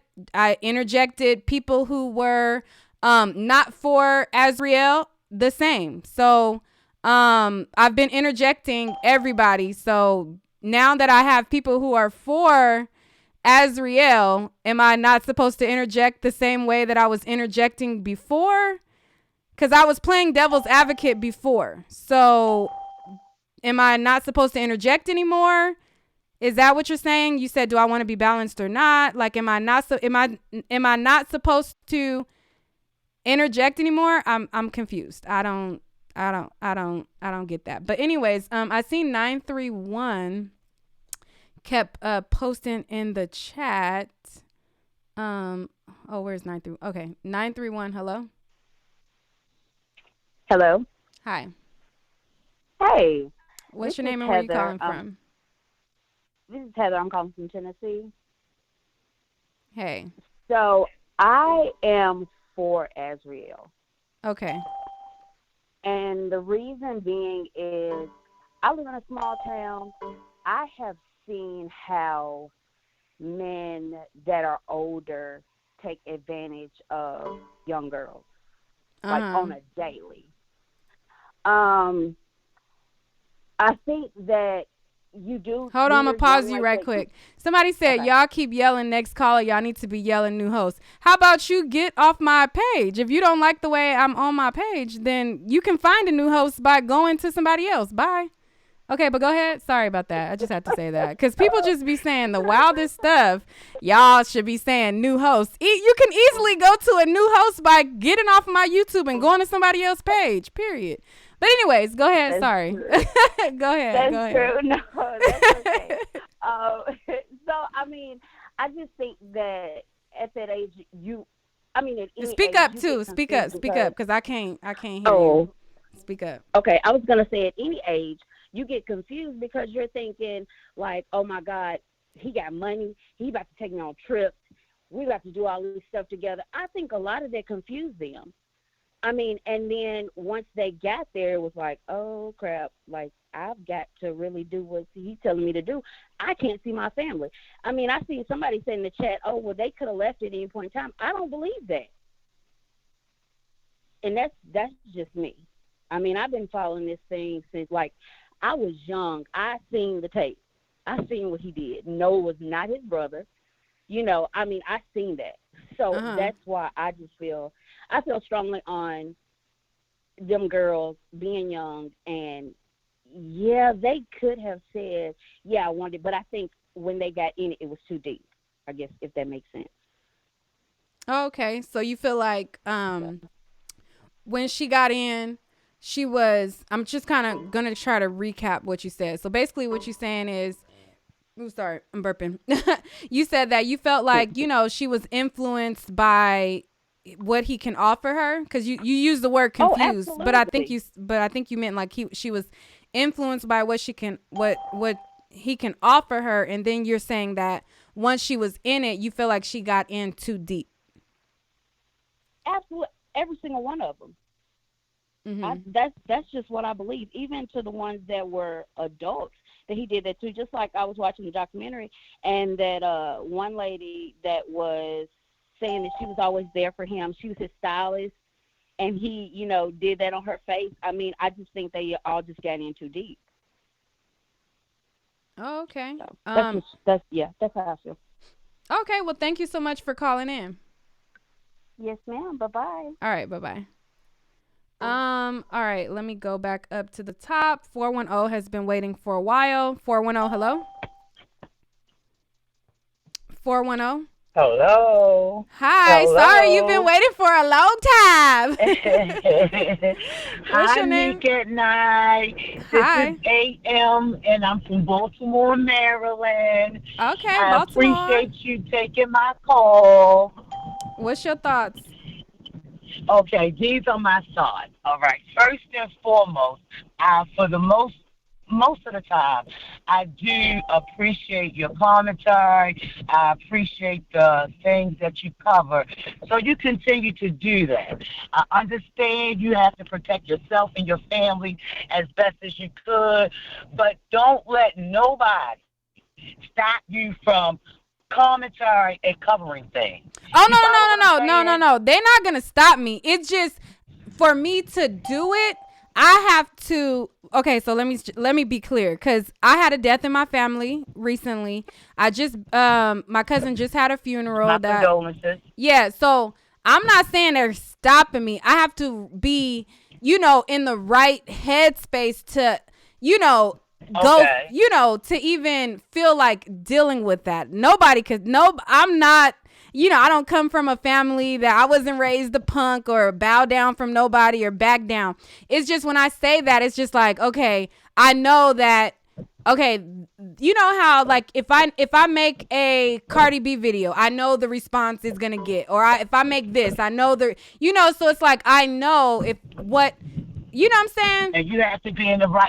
I gotta be in the right headspace, but I don't want you to mistake that as me. Deal with it. Yeah, I don't want anybody to ever think that they can ever silence me or I'm backing down, because I'm not, and I don't want people to confuse that. What I was saying was, I have been reserved in or kind of had a backseat in doing my commentary, because I know that when I do, I have to be in the right,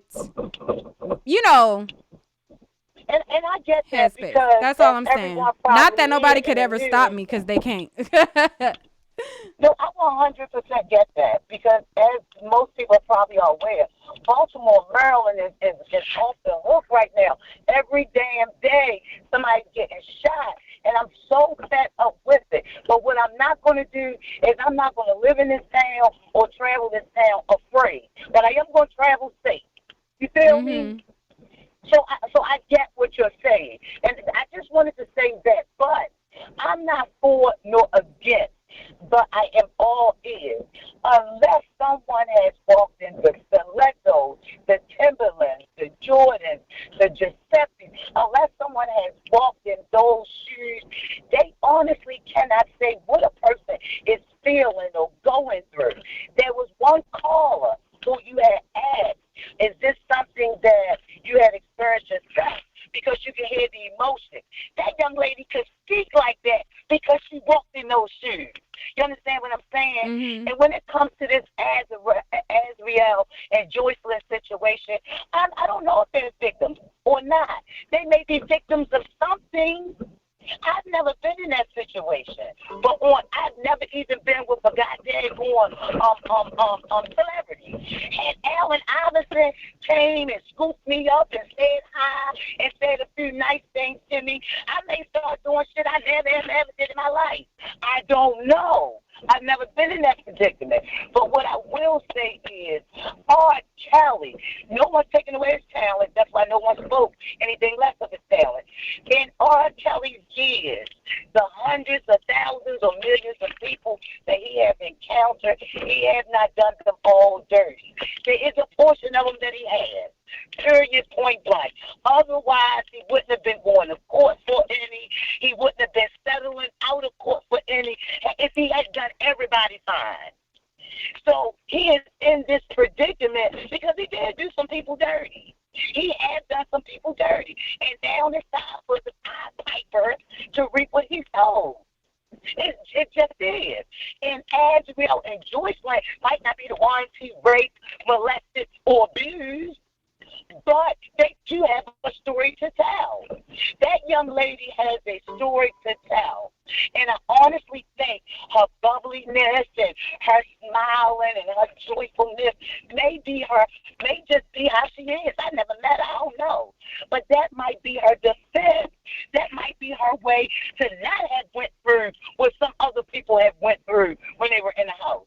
That might be her way of dealing with her life today, now that she's out the house.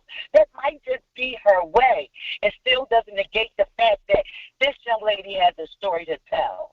I don't know how many people have had a significant other who has cheated on them. It devastated them.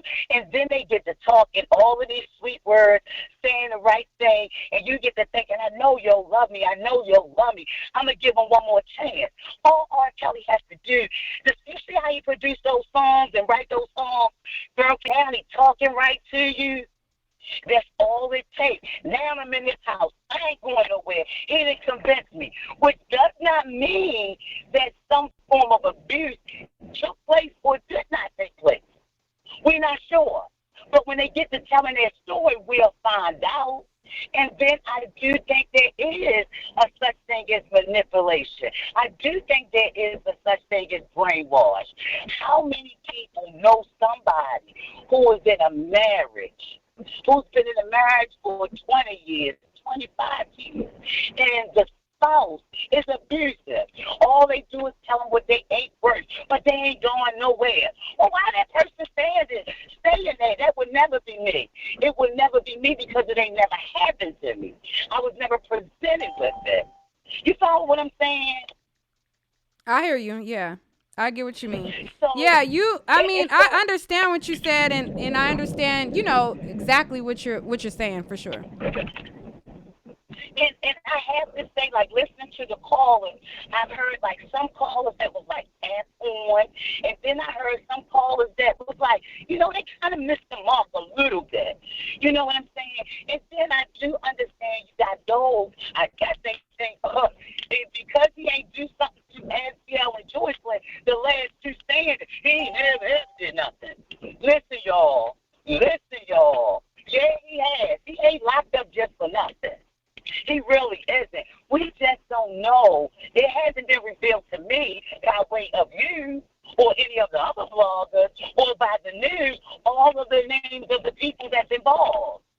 So I don't know all of the stories.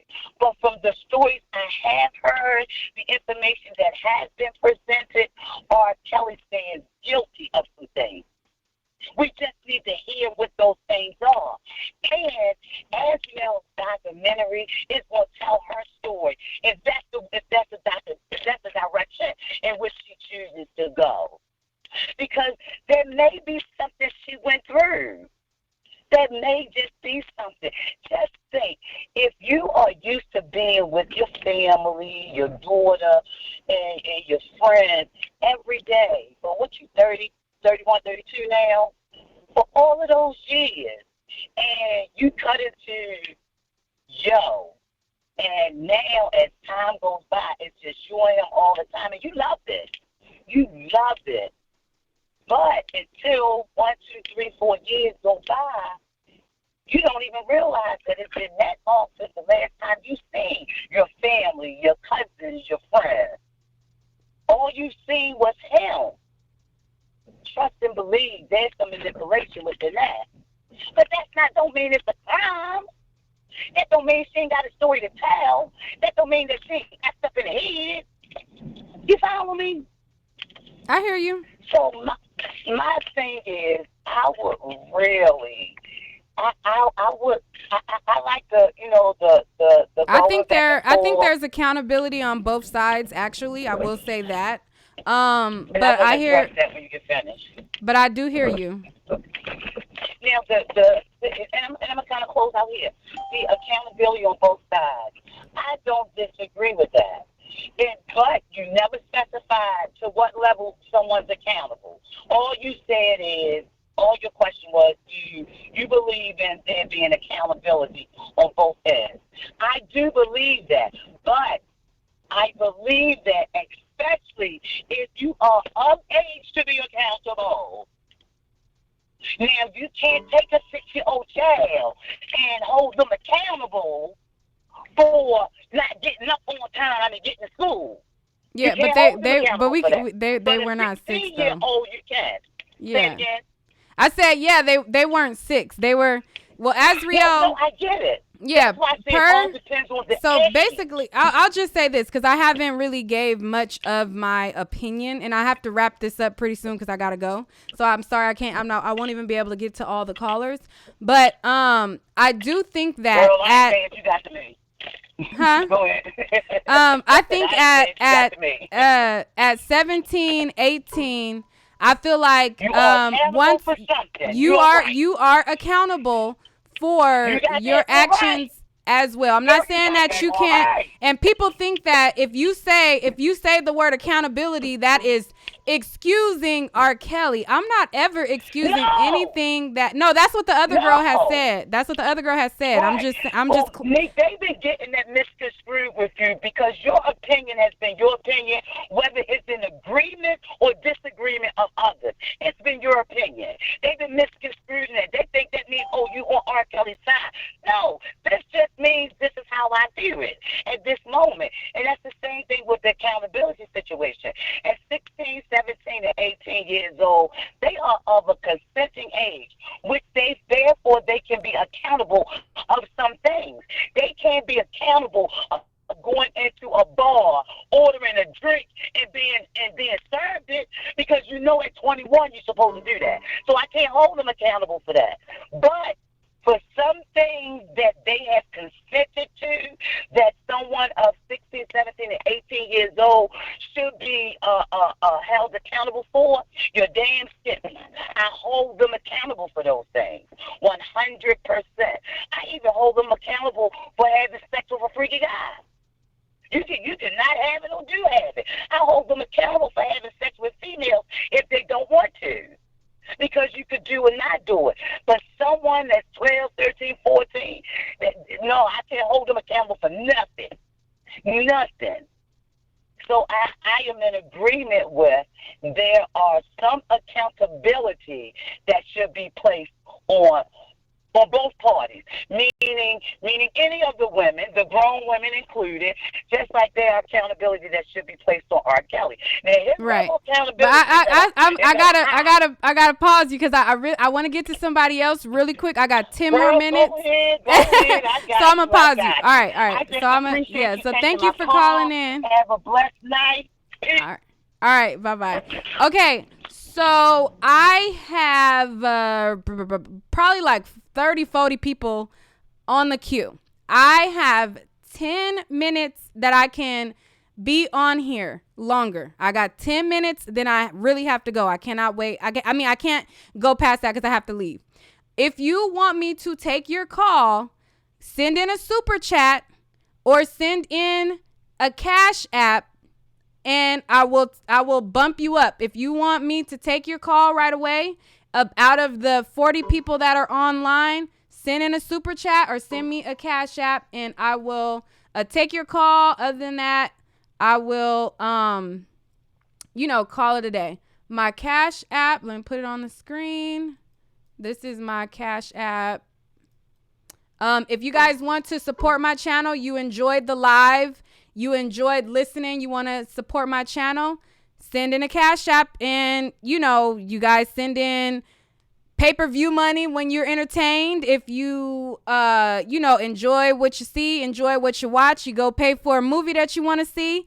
If you guys appreciate the commentary, I do not get monetized most likely on any of these R. Kelly things. They've been randomly selecting some things, but not for the most part. Like 98% of the R. Kelly stuff does not get monetized.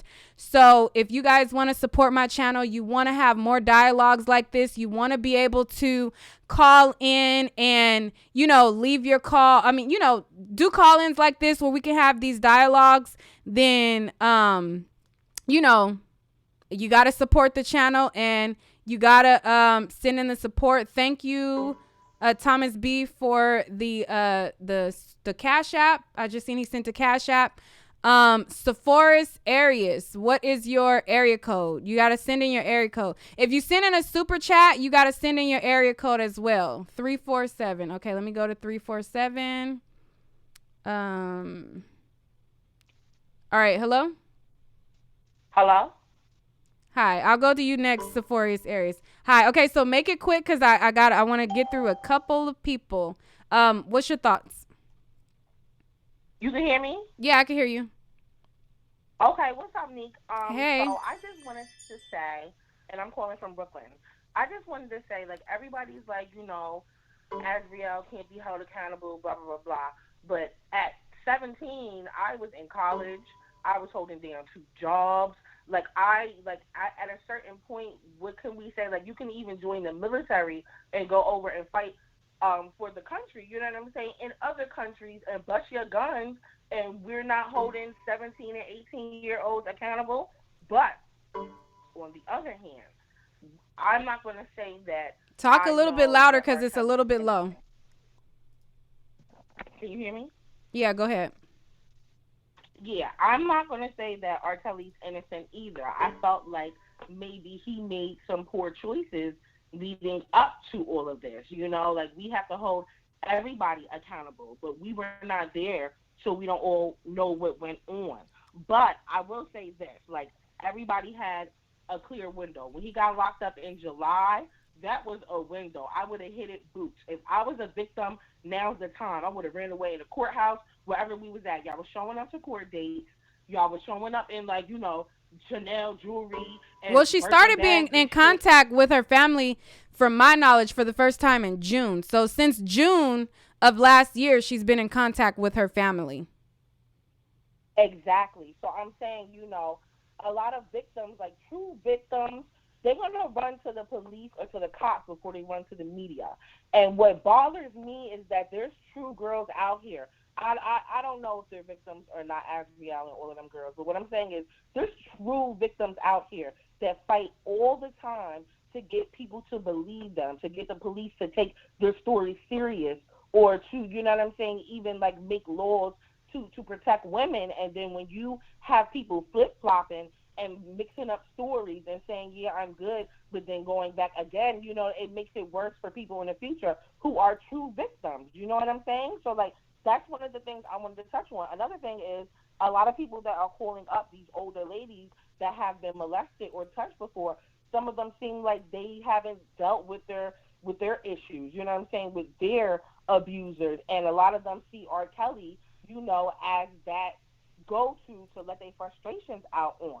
You know what I'm saying? But they forget, too, R. Kelly was molested by men and women.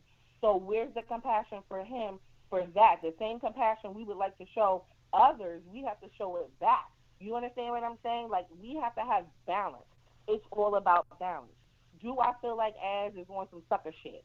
Absolutely. Do I blame her? Probably not. Like, you know what I'm saying? At this point, how else she gonna make it? She gonna try to sell some sweatshirts, become an influencer. I don't know. She got like 200K followers on Instagram. Somebody's tuned in. You know what I'm saying? Like, so I ain't gonna hate on nobody. Get your coin or whatever. But, like, let's not act like she's not a strong-minded girl, very feisty and manipulative and intelligent. I'm not gonna play myself and act like Azriel ain't with the shit and don't know what's going on. You know what I mean? And who's to say? And to the people that do say she's gullible, who's to say that if she's in a gullible state, her family's not brainwashing her, because you see her father on YouTube scheming and scamming and running around. I'm gonna have to do a final word to sum it up, because I gotta go to the All right, I'm gonna sum it up. Yeah, sum it up real quick. Balance.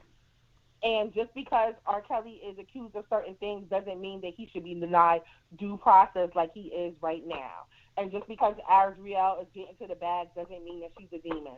People do what they got to do. People reap what they sow. And at the end of the day, it's going to show in the court of law. That's it. Okay, thank you so much. All right. 213 was another one. Okay, 213. Hello?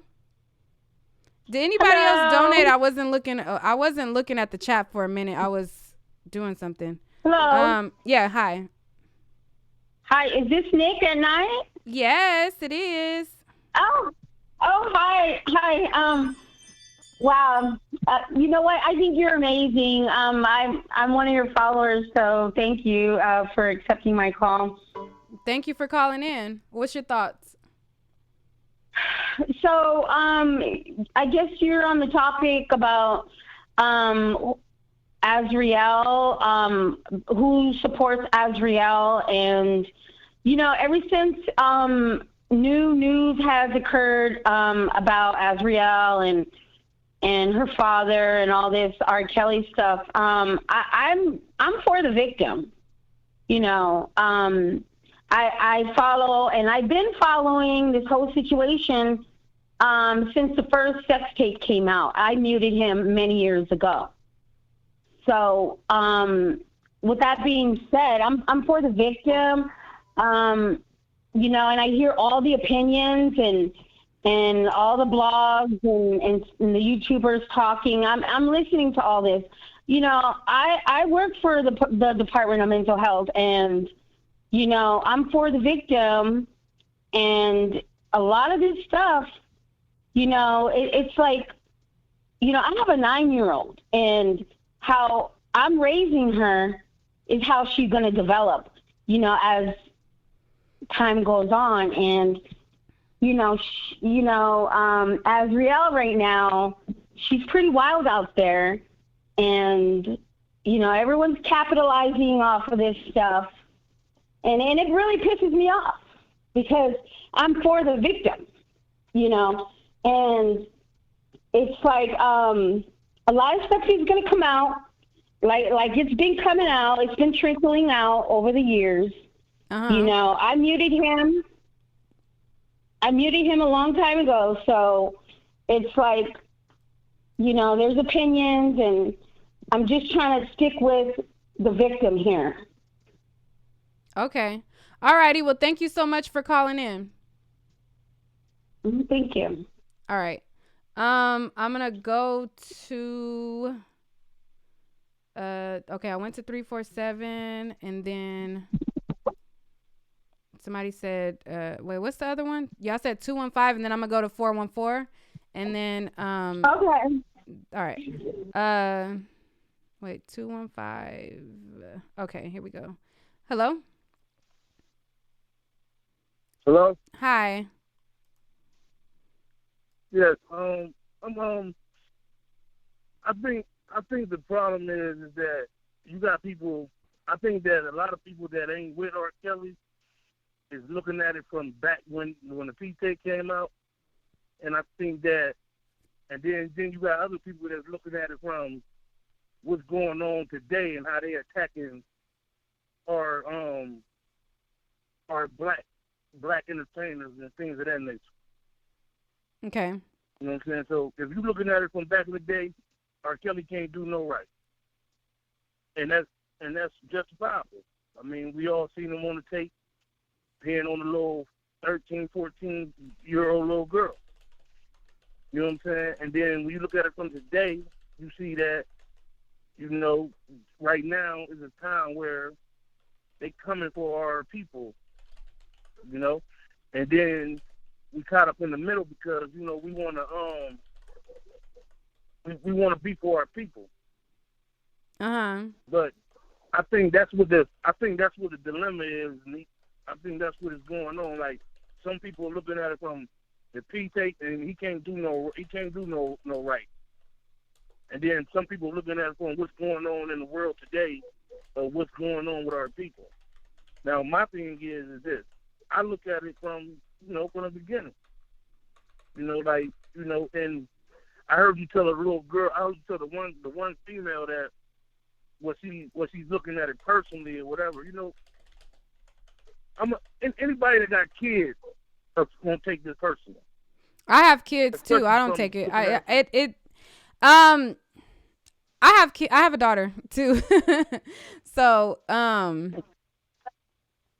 yeah. I'm just saying, like, if you look at it from back in the day, from what he did to that little girl in the Leah, back in the day, you're gonna take it personal because when we all seen that on tape, when people see things on tape, when you see it, that can't get erased out of your mind.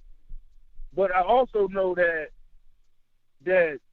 the reason why he ain't able to get off this time like he did last time is because of the environment that's going on today. Because the case against him do seem kind of flimsy.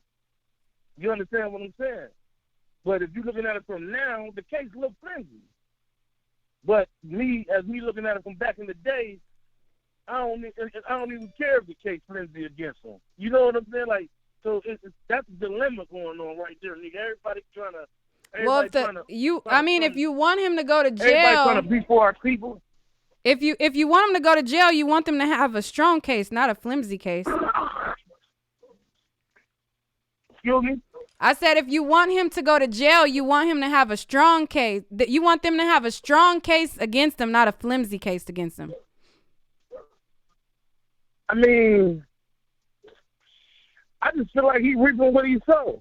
I feel like that he had the time. I feel like when Johnson and Savage and his family start coming out real heavy, I think he should have, because it all stemmed from the case, the things that he up on right now, it ain't coming from the girls that's present charges on them. They all coming from Johnson and Savage family and Azriel Claire family making a big thing and putting it out there like that. You feel what I'm saying? That's where it's really coming from.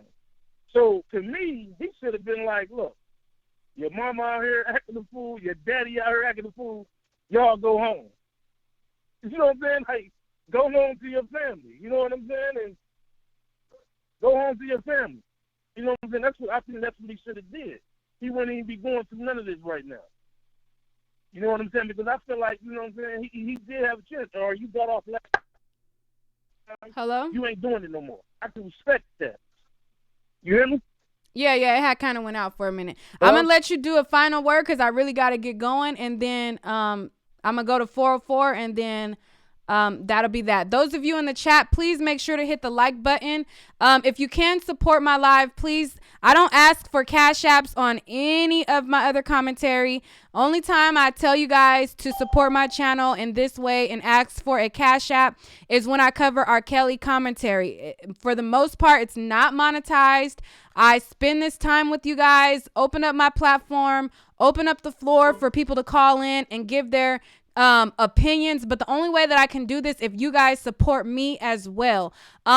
So I don't like to sound like I'm begging or requiring or requesting. All I'm saying is for these types of lives to happen while so much is going on with R. Kelly and so much is happening in this case, for me to open up this and this when I don't get compensated from YouTube for these topics, I need the support from you guys in that regard. And so sending in super chats, sending in cash apps, it helps me out so much. But go ahead, 215, make your final point, and then I'm going to go to, is 414 even on here? I don't see.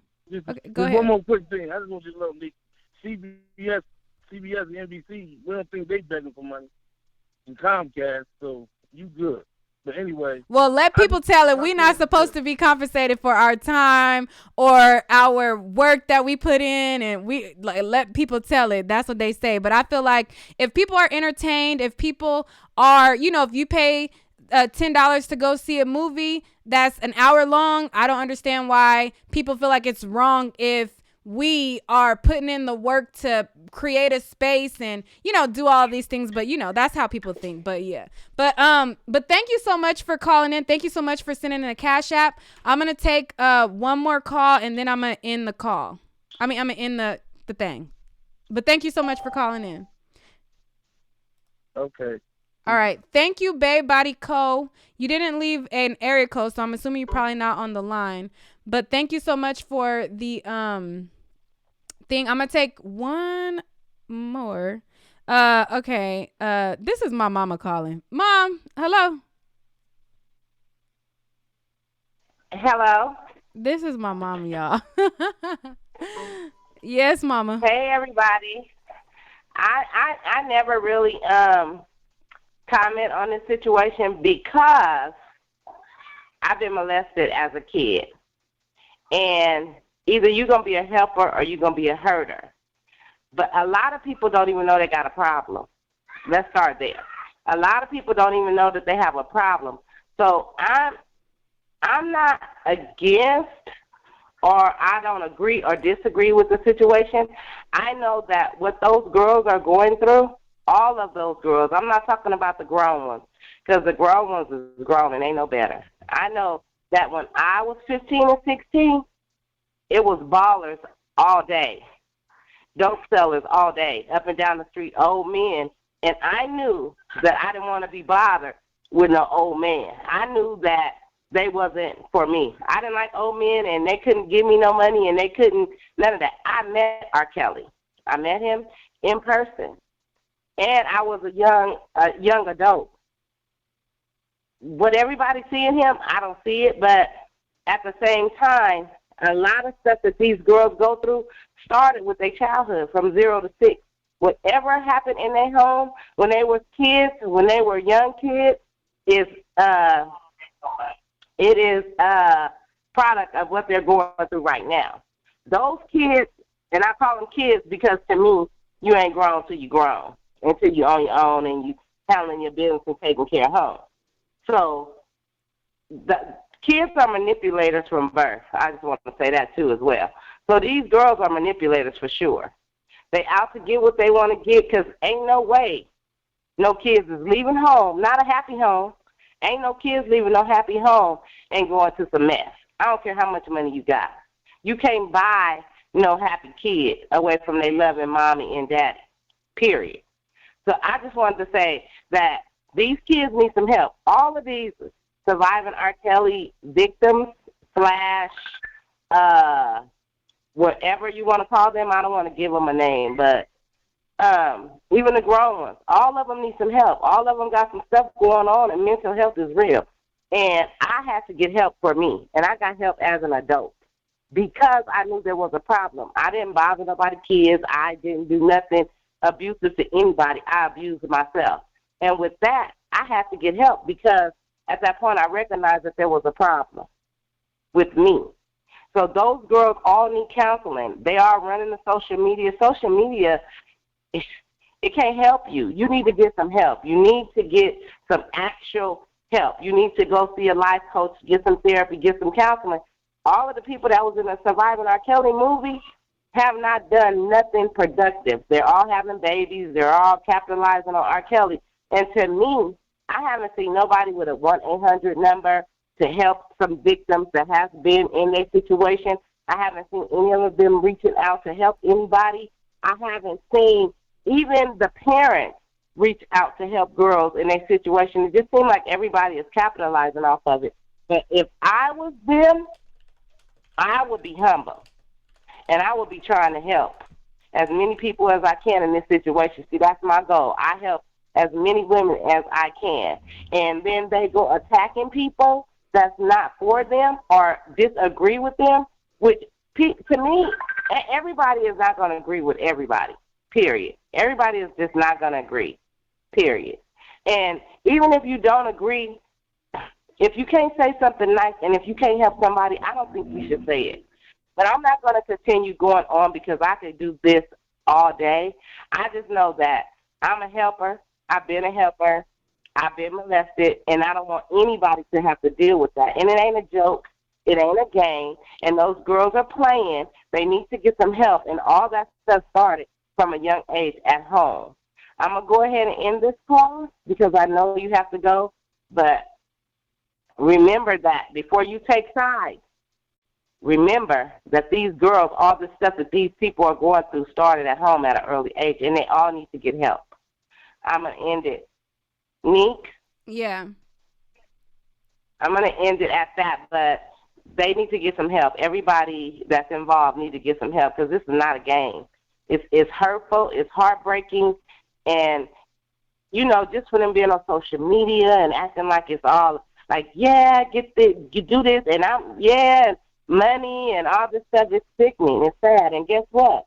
It's volcanoes in the Philippines. It's a war in Iraq and over there with Trump done started. It's a lot going on. And these people need to love on their kids. They need to love on their babies because every day ain't promised to you. And you never know when it's your last breath. Y'all need to love on your babies. And I'm not saying that to anybody in particular, but these parents need to love on their babies.